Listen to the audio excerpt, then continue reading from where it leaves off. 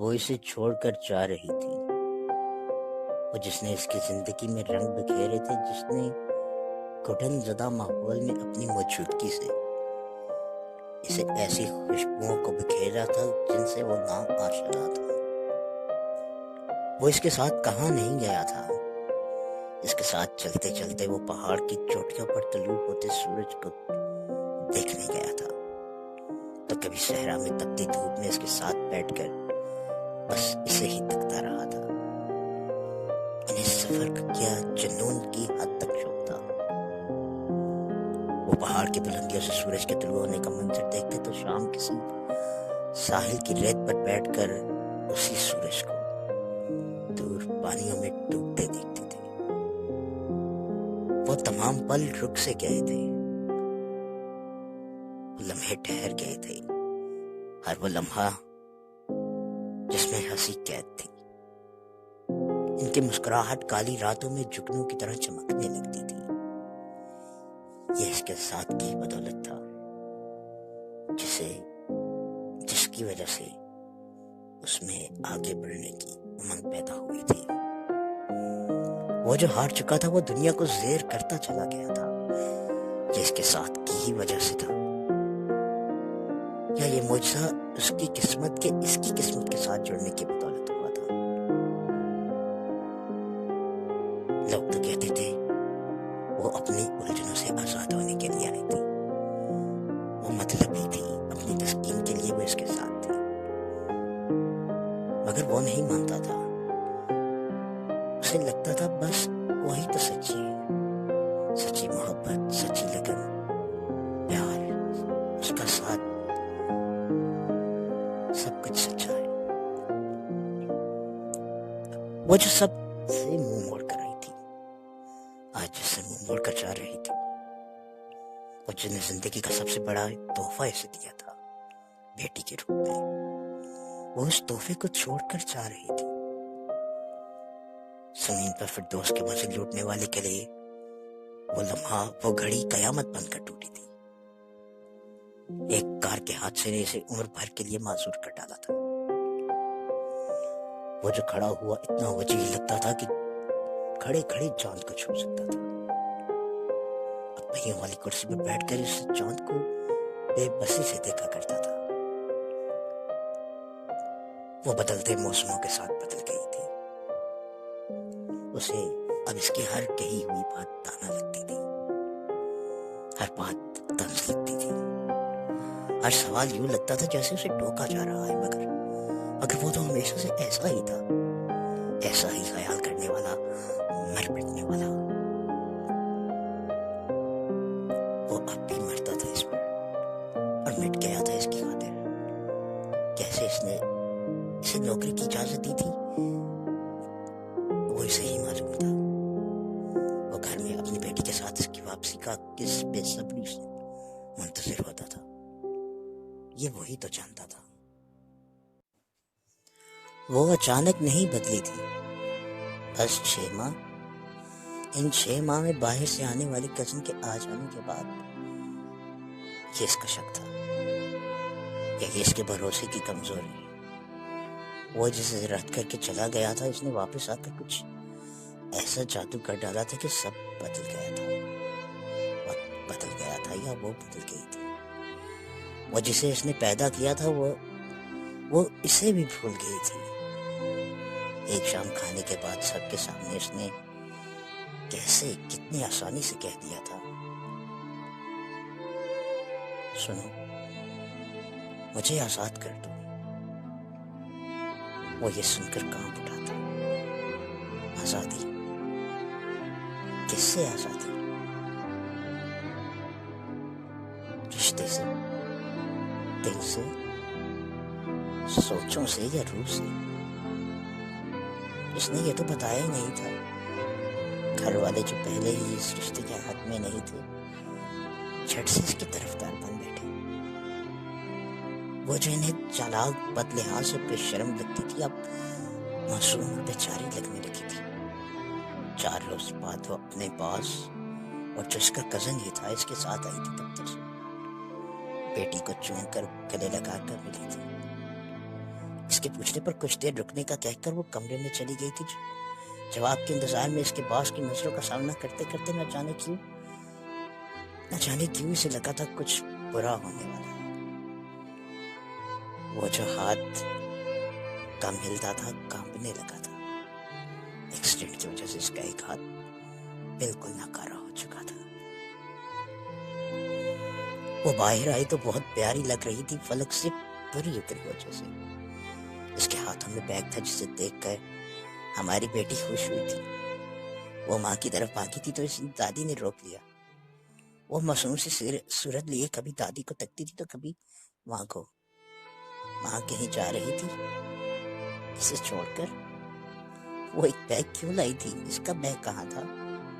وہ اپنے باپ سے پہلے بھاگ گئی تھی۔ یہاں سائن کر دو۔ وہ اسے چند قدم دور کھڑی ہو کر فائل آگے کرتے ہوئے بولی، سائن؟ اس کے سائن کی کہاں ضرورت آ گئی؟ اس نے جلدی سے فائل پر نظر ڈالی۔ طلاق نامہ۔ اس کی آنکھیں جلنے لگی تھی یہ لفظ پڑھ کر۔ اس نے نظریں اٹھا کر باری باری سب کو دیکھا۔ سب پتھر کے تھے۔ ایک وہ اور اس کی بیٹی تھی جو سانس لیتے تھے، جو زندہ تھے، جن کے دل زندہ تھے۔ وہ جو اس کے 2.5 سال کی بیٹی تھی، دادی کی گود سے نکل کر باپ کے پاس آ گئی تھی۔ باپ کے کانپتے لرزتے ہاتھ پہ اپنی یک ٹھنڈے ہاتھ کو رکھ کر دوسرے ہاتھ سے آنسوؤں کو صاف کرتی تھی۔ وہ کب بہنے لگے تھے معلوم نہیں۔ اس نے بیوی کی طرف دیکھا جو ہر ادا میں زندگی سے بھرپور لگتی تھی، آج زندہ لاش معلوم ہوئی تھی۔ وہ بے نور، وہ چہرہ جس میں رنگ بھرے رہتے تھے وہ بے نور لگا تھا۔ اس کے ہونٹوں پہ لگے سرخی تازہ خون معلوم ہوئی تھی۔ وہ بازی ہار گیا تھا قسمت سے۔ اس نے جو اسے پا کر اپنی جیت کا جشن منایا تھا، آج قسمت نے اسے زیر کر لیا تھا۔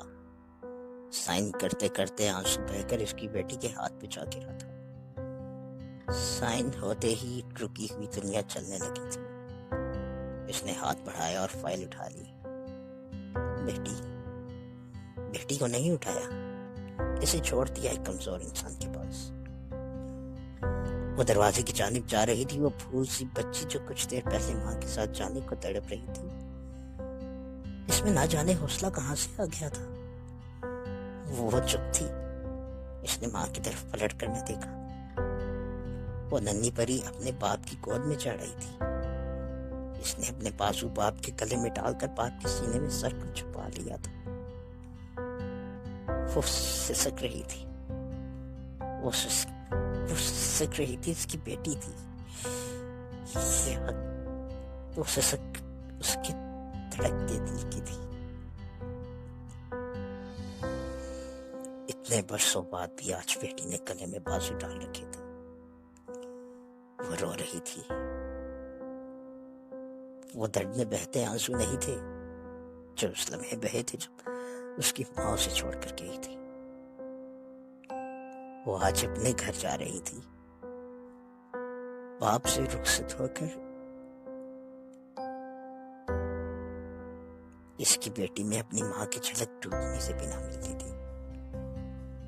اس نے اکیلے ہی اپنی بیٹی کو پالا تھا ایک ہاتھ سے۔ وہ اسے سینے پر سلایا کرتا تھا، دوسرا ہاتھ تو کانپتا تھا۔ اس کی پرورش میں کسی کا دخل نہیں تھا۔ اسے اسکول بھیجتے ہوئے وہ اس کی چٹیاں بناتا تھا ایک ہاتھ سے۔ وہ جیسے جیسے بڑی ہوتی جا رہی تھی، باپ کے دل میں اندیشہ بڑھتا جا رہا تھا، مگر وہ اس کی بیٹی تھی جو کبھی کمزور نہ پڑا تھا۔ میٹرک کے امتحان کی رات وہ اتنے سالوں بعد روئی تھی، کیوں معلوم ہے؟ شاید ماں یاد آئی تھی اسے۔ وہ لمحے جو ماں کی آغوش کے متلاشی ہوتے ہیں، وہ ان میں اکیلی تھی۔ اسے بس اپنے پاپا کا ساتھ میسر تھا۔ وہ اکثر رات میں ڈر جاتی تو اپنے باپ کے پاس چلی آتی۔ وہ باپ کے पांव पर हाथ रखकर बिस्तर के करीब रात भर सोई रहती थी। कभी जो इसकी आंख खुलती तो बेटी को झुकाकर इसे पास लिटाकर इसके सर में हाथ फेरते हुए इसे बचपन की वही कहानी सुनाया करता था। इन कहानियों में एक फर्क था, इसमें शहजादा हसीन नहीं होता था, वो मालदार नहीं होता था, और ना ही शहजादियों का बाप जालिम। वो जिसे लड़के देखकर इसकी राह में पीछे चले जाते थे वो अपनी माँ जैसे खूबसूरत तो थी, मगर दिल माँ जैसा न था। इसे चस्पों की कदर करना आती थी। मालो दौलत ऐशो इशरत की तमन्ना इसके दिल में ना थी कि वह एक ऐसे बाप की बेटी थी जिसने ये सब त्याग दिया था, जिसने बेटी को अच्छा दिल दिया था, जिसने बाप के फैसले पर सर झुकाकर पूरे खानदान में बाप का सर फख्र से बुलंद किया था। वो सर सीने रखे रो रही थी कि वो रुखसत होने को थी। वो कहाँ थी? वो कहाँ थी जिसने इसे मुश्किलों की जिंदगी पर अपने सुख को अहमियत दी थी, जिसने प्यार को पैसे से तोला था, जिसने अपनी औलाद को छोड़कर खुद खर्च बनकर सिर्फ अपना सोचा। इसको जानकर क्या करेंगे? नाशुक्री की सजा मिलकर रहती है। कुफरान नेहमत अल्लाह को पसंद नहीं। चाहत जैसी अजीम नेहमत से मुंह मोड़ा था उसने। ये प्यार और चाहत ही थी जिसे ये दुनिया बनाई गई। वो औलाद जैसी नेहमत को टुकरा कर गई थी। खुशियों की वादी में कदम रखते हुए उसने तकलीफों से मुंह मोड़ा था। वो कुएं से खाई की जानिब चल पड़ी थी। निकाह कुछ वक्त खुफिया रखेंगे। निकाह के बाद नए शोर ने ये पहली बात की थी। वो सब खुफिया ही रह गया था। दूसरे ही दिन नए शोर का कार एक्सीडेंट हो गया और वो मर गया। अब वो बेआसरा थी। इसके पास निकाह का कुछ सबूत न था। इसे एक मावादी फ्लैट से भी निकाल दिया गया था। वो इतने वर्षों से खाक छानती रही थी, आज भी किसी सगीने से रोटी दी थी। हाँ, रोटी। वो जो भी था बहुत खुश था। इसकी आवाज सुनकर उसने सर उठाकर अपने मौसम को न देख पाई थी, क्योंकि वो जो भी था इसका एक हाथ कमजोर था। वो बस इस कदर ही देख पाई थी। वो एक लरसता हाथ ही देख सकी थी।